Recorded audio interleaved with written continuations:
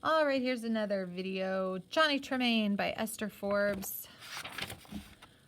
Illustrated by Lind Ward. Look at how blurry that is. Isn't that fun? Illustrated by Lind Ward. Trust me, that's what it says. And published by Houghton Mifflin Harcourt.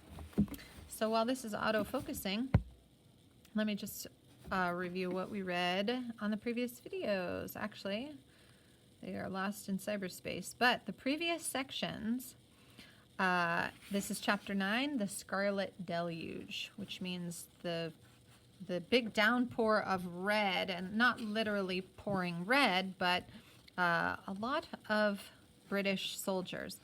And so there's a lot going on in Boston as far as like passing messages along through Paul Revere, and then trying to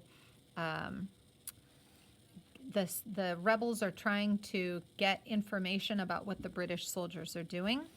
And so in the first section, they are realizing about letters that Lieutenant Stringer is writing, and he's writing to Miss Lavinia, and so they get that letter, and it says that he can't make her party because he's going to be busy 60 miles away. So the rebels figure out what they're doing, and then they intervene and they save the day, and they seize the military stores that the British people were going to use. So hooray for the rebels on that one.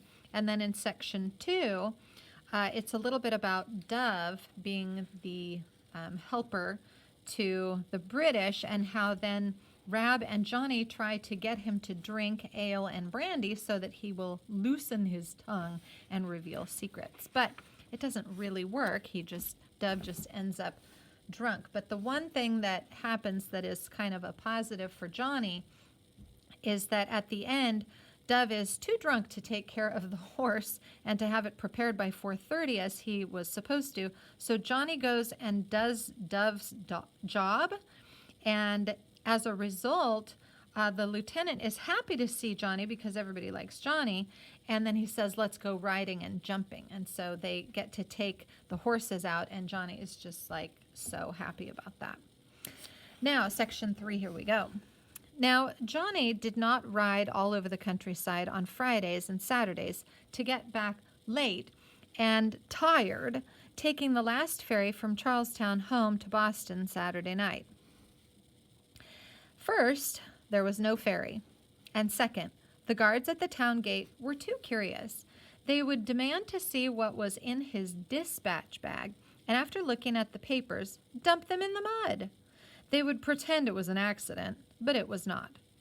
Uncle Loren arranged with one of the Silsbys of Lexington to smuggle out the papers in his farm wagon when he came in every week to market.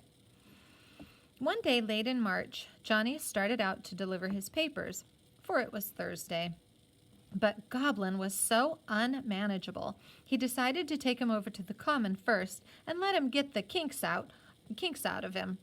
As usual, he walked the horse through the British encampment, through the idle men, stacked muskets, military stores, camp kitchens.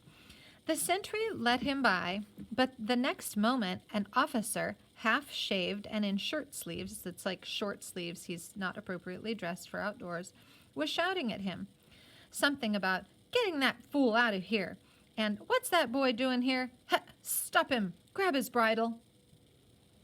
So Johnny knew that the troops were getting edgy. Never before had they bothered him, as he merely walked his horse through the encampment down to the open fields close to the Charles.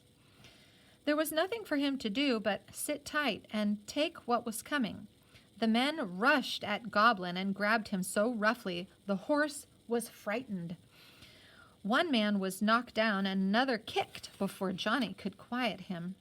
The dispatch bag of newspapers fell to the ground at the feet of the burly, half-shaved, shirt-sleeved officer.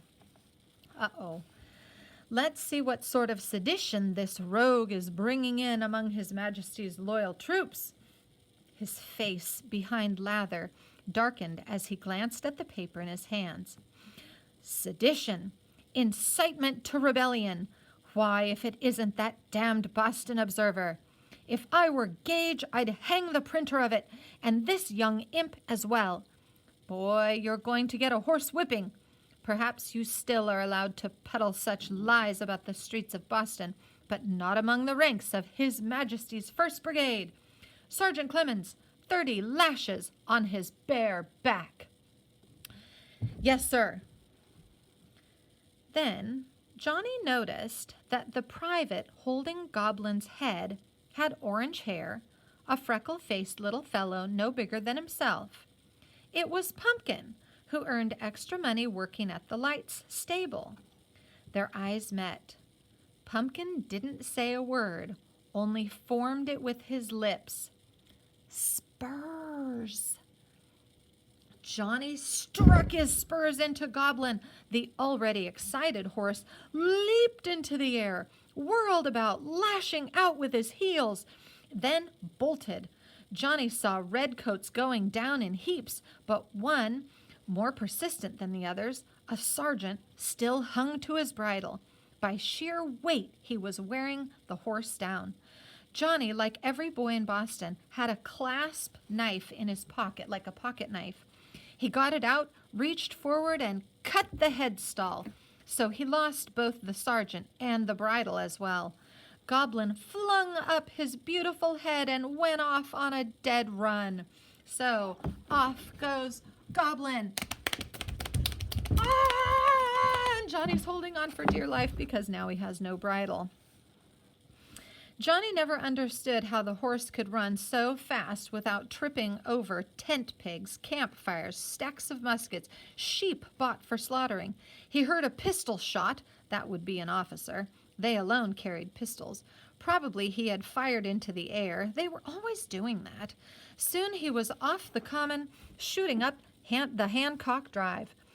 Without a bridle, he had no control whatever over the runaway. Goblin chose to double and weave through fields and orchards with Johnny flat on his neck to keep from being scraped off by low branches.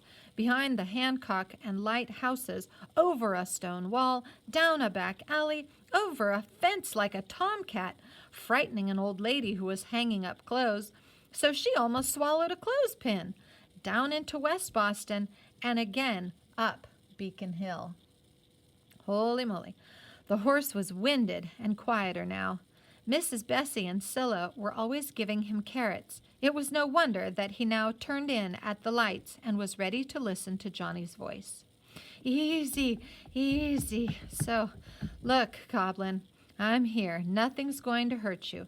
So quietly, softly now. Easy, easy. The bridleless horse came to a stop at the back door of the Lights. Soaked with sweat and heaving, he looked about him, hoping for a carrot. One of Light's black coach horses was tied in the stable yard. A man was grooming him. It was Pumpkin, his military tunic off, hanging on the fence. Pumpkin looked up, grinning. I'd rather take those 30 lashes than ride a horse like that without no bridle. Oh, I like riding, Johnny said airily. He had really been a bit scared, but he wasn't going to admit it. You tell your master, said Pumpkin, those papers went where they'll do a deal of good. The British regulars? Yep, lots of 'em are. Whigs, you know, lots of 'em, just like in England, are on your side. He knocked his currycomb against the trunk of the tree. That's why there has been so much deserting. It's just about getting our officers crazy.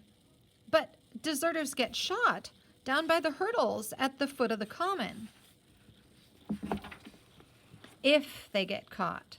If it comes to fighting, when it comes to fighting, how'll they fight?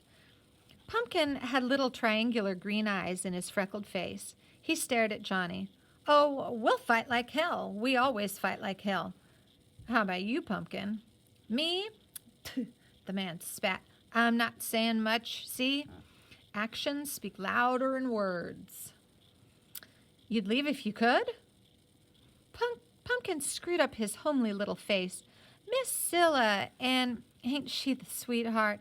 And Mrs. Bessie says you can be trusted.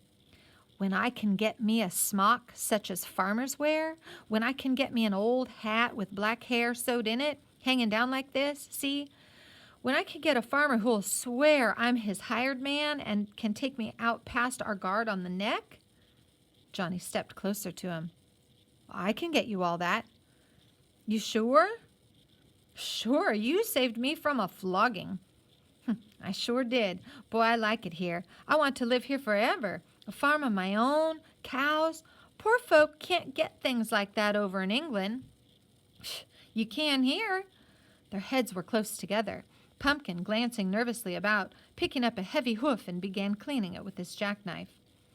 "Sometime I've got to trust somebody, make a break for it. Might as well be you, and now." "But if you're caught, you'll get shot."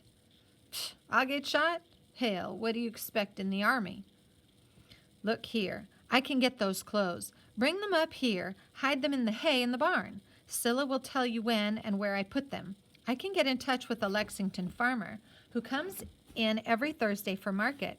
He'll take you out. I'll tell Scylla and she'll tell you, and then you'll be free." Never hear another sergeant yelling at me as long as I live.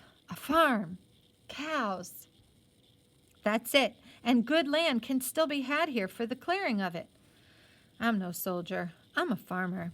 I hate the smell of gunpowder. What I like is manure. But just one thing, Mr. Pumpkin. I'll do all that for one thing. I want your musket for a friend of mine. Can you hide it in whatever place I decide to hide the farmer clothes for you?" "I could do that." Before Johnny's mother died, she had made him 4 smocks. She made them so large, she believed they would last him through his indenture. But he had never worn them. Farmers wore smocks, as did teamsters, porters, butchers, brickmakers, but not silversmiths, nor printers, and never a horseboy. He had not ever put one of them on. He looked down upon the smocks. They were not the fashion in his trade. He took one of them from his sea chest in the attic. It was a fine light blue. He had never noticed before how beautiful was the stitching, and it hurt him to think he had been too proud to wear them, for now he was old enough to appreciate the love that had gone into their making. How little his mother had known of the working world to make smocks for a boy who she knew was to become a silversmith. She hadn't known anything really of day labor, the life of apprentices. She had been frail, cast off, sick, and yet she had fought up to the very end for something. That something was himself, and he felt humble and ashamed. A hat and an old black wig were not hard to find. He sewed them together as best he was able. There was a pair of Uncle Lorne's old breeches Aunt Jennifer said he might have, but he confided only in Rab.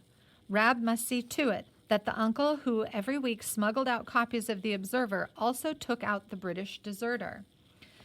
10 days later, Scylla told him the farm clothes he had hidden in the hay were gone, and Pumpkin had left behind him his musket and uniform. The musket was smuggled out to Lexington by Rab's uncle. It was lashed to the tongue of the wagon so cleverly it never showed. But the British deserter did not show up in his blue smock and false hair to ride out of town with Rab's uncle. He seemed to have completely disappeared. At first, the British were much excited and searched Boston from end to end. When Pumpkin had been gone a week, Johnny stopped worrying about him. Doubtless he had found some other way of getting out of town. Rab did not say much when Johnny showed him the musket he had got for him, but his eyes glowed. Johnny, trained in a silver shop to do such work, made a bullet mold. Together at night, behind locked doors, they cast bullets. From where they squatted by the hearth in their attic, they could hear the carefree laughing, singing, and sometimes drunken quarreling of the officers billeted at the Afric Queen.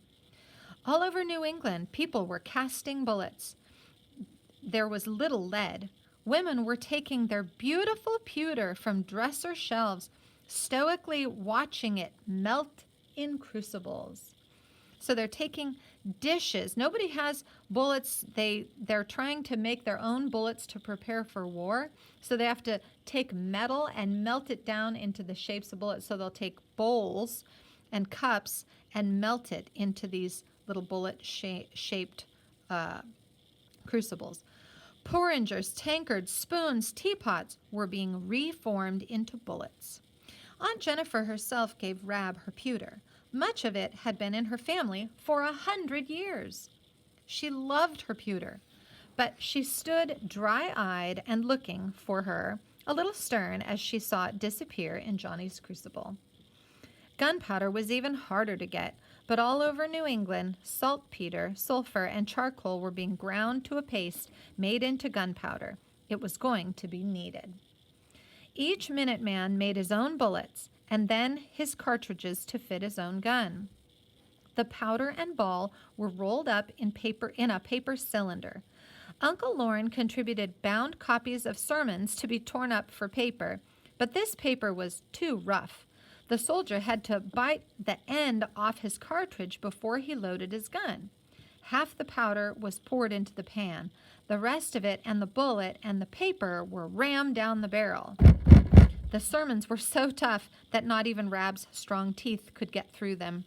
Luckily, note paper was more delicate. Scylla collected a basket full of notes that the British officers had written Miss Lavinia. Rab's bullets were wrapped in an assortment of invitations to balls, protests of undying adoration, crude sonnets comparing her to Diana and Aphrodite. So the Scylla is stealing little notes that have been given to Miss Lavinia over time from the British officers, poetry, invitations, anything that's on paper that she won't miss. Once Johnny recognized Stranger's schoolboy hand. From now on, when the men drilled at Lexington, Rab would have his box full of cartridges and, as he said, thank God, a decent weapon in my hands. And that's the end of section 3 and this video. Come back for the next one. Bye.